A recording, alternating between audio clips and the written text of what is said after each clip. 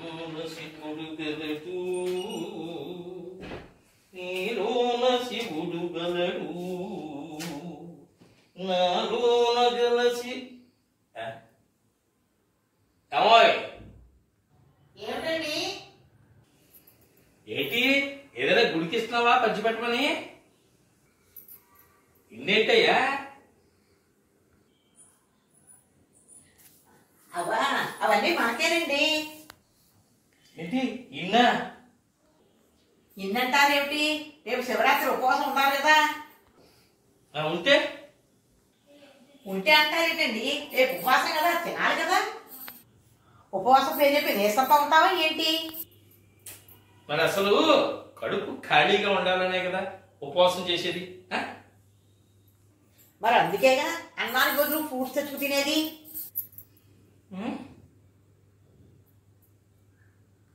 వీటితో పాటు 3 లీటర్ పాలు ఎక్స్ట్రా తెమ్మన్నాను. దేనికి? శివుడికి అభిషేకించడానిక? గొప్పవారే శివుడికి అభిషేకం చేస్తే మన ఆకలి ఎలా తీరుతుందండి? మనకే ఆల్రెడీ 10 మందికి సరిపడా ఫ్రూట్స్ తెచ్చావుగా. తెస్తే పాలు ఉండక్కర్లేదా? సాయంత్రం దాకా ఫ్రూట్స్ తోటి పాలతోటి గడిపేస్తే రాత్రి పులిపులాలు చేస్తాను. ఏంటి పిండి పులిహార చేస్తావా? అన్నం తినకూడదు కదయ్యా. అందుకేనండి అన్నం కాదు తినేది, అన్నం కాదు బెన్నం, నూకతో చేసే పులిహార. దాని బదులు రోజులాగా అన్నమే తినేయచ్చుగా. అయ్యో శివరాత్రి అండి, మహాపాపం చుట్టుకుంటుంది. ఉపవాసం అనే మొక్కతో ఇవన్నీ ఆరగిస్తే శివుడికి కోపం వస్తుందేమో. పైగా శివుడికి ఏంటి పెడుతున్నావు అసలు నైవేద్యం? ఆది భిక్షువు వాడినేది కోరేది, బూడిదిచ్చేవాడినేది అడిగేది అని సీతారామ శాస్త్రి గారు రాసినట్టు ఆయన ఏం కోరతామండి? కోరితే మాత్రం ఆయన ఏడుస్తాడు కనుక ఆయన దగ్గర ఏమి కనుక ఇవ్వడానికి. మోక్షం ఇస్తాడు. మోక్షమా? అప్పుడు ఏం చేసుకుంటాం? అయినా మీరు పదే పదే అనకండి, పైన తదాస్తు దేవతలు ఉంటారు. నిండా 60 నిండలేదు, అప్పుడే మోక్షం అంటారు ఏమిటి?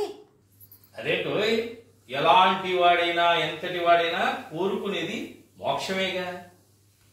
చాలండి, పుట్టినందుకు మన కోరిక తీరకుండా, మన ఆశ నెరవేరకుండా, ఆనందం అనుభవించకుండా, సంతోషంగా జీవించకుండా మోక్షం పొందలేక ఏమిటి పుట్టింది మనం?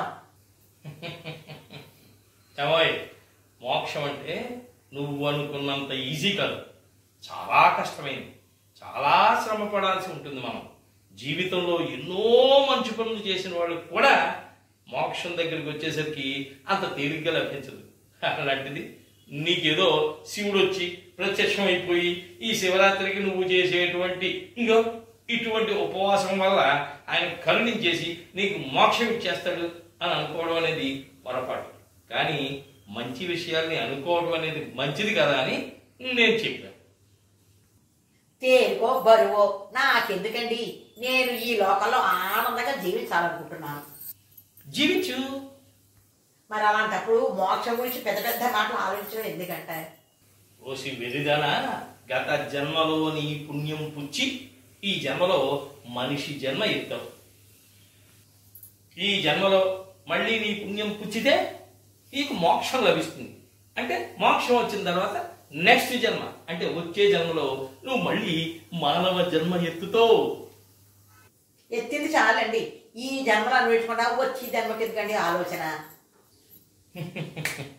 అలా అనుకుంటే కన్నప్ప శివుణ్ణి పూజించి భక్త కన్నప్పగా ఇప్పటికీ కూడా జనం నోళ్లలో నానేవాడా?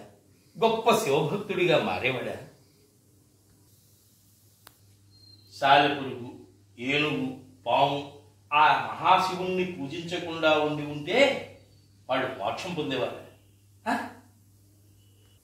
ఆ కాళహస్తీశ్వరుడి కృపకి పాత్రులయ్యేవా? అవన్నీ నాకు ఎందుకండి? మరి శివరాత్రి పూట ఉపవాసం ఉండకపోతే బాగోదని ఇది ఉంటున్నాను. లేకపోతే దరిద్రుడికి ఆకలి ఎక్కువలాగా ఉపవాసం ఉన్నవాడికి నీరసం ఎక్కువ వస్తుంది. సరిగ్గా ఆ రోజే ముక్కుకి రకరకాల వాసనలన్నీ తగులుతూ ఉంటాయి. ఎలాగైనా తినేయాలనిపించేలాగా మన మనస్సుని కదిలించేస్తాయంటే నమ్మండి. వాటినన్నింటినీ తట్టుకుని రోజంతా ఉపవాసం చేయడమే చాలా కష్టం. అది మన అపారమైన భక్తికి నిదర్శనం కూడా. ఇదేదో బాగుంది. అయినా మన ఇద్దరమే కాదు, ఇంకెవరికైనా పోనీ పెడదామా? అలాంటి పిచ్చి పని మాత్రం చేయకండి. ఇద్దరి ఆకలి నలుగురు తినేదాంతో సమానం. ఎంత లాజిక్ ఉందా ఉపవాసంలో? పైగా అంటే అన్నానంటారు కానీ పుచ్చకాయలో నీరు తప్ప ఏముంటుందండి? బొప్పాయి ఎలాగో షుగర్కి మంచిది. కర్బూజా అంటారా, ఉపవాసం వేడి తగ్గిస్తుంది. అరటిపళ్ళు నీరసానికి ఎలర్జీని ఇస్తాయి. అన్నట్టు మర్చిపోయారు, మీరు వచ్చేటప్పుడు ఒక కేజీ ద్రాక్ష పళ్ళు పట్టుకోండి. చాలా, లేకపోతే 2 కేజీలు పట్టమంటావా? మన్నాటికి కూడా ఉంటాయి. అవునండి, మీరు అన్నది నిజమే. మీకేం తెలుసు? అవునవును, నాకేం తెలుసు? ఈ చోద్యం అంతా చూస్తున్నా ఆ పరమశివుడికే తెలుసు. ఓ సదాశివ, మనుషులుగా మమ్మల్ని పుట్టించి తప్పు చేశానే అని ఎప్పుడైనా అనుకున్నాడు? ఆయన అనుకున్నా లేదు తెలియదు కానీ మీరు మాత్రం దిక్కుమాడవుడు పెట్టకండి. మంచిగా ఉన్నవాడు మారిపోయినా మారిపోతాడు.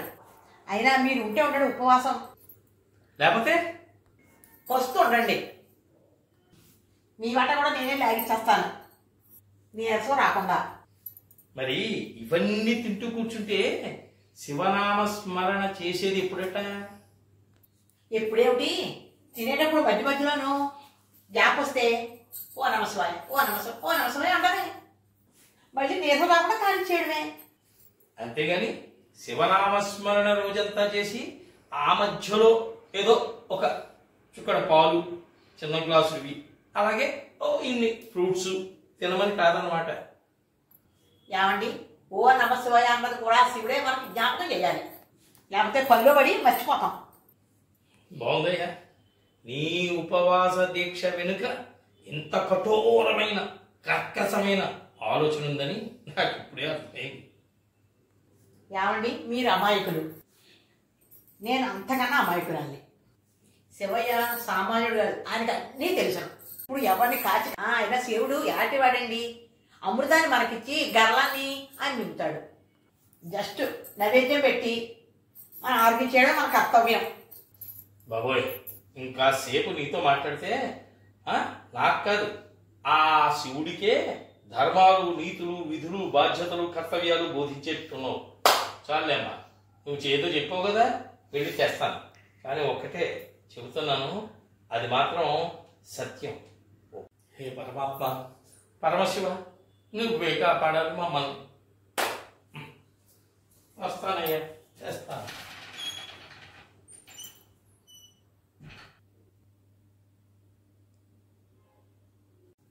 ఉపవాసం అంటే అన్నీ తినేయమని కాదు, కడుపుని ఖాళీగా ఉంచి మనసుని భగవంతుడి మీద లగ్నం చేయటం, అది ఉపవాసం అంటే.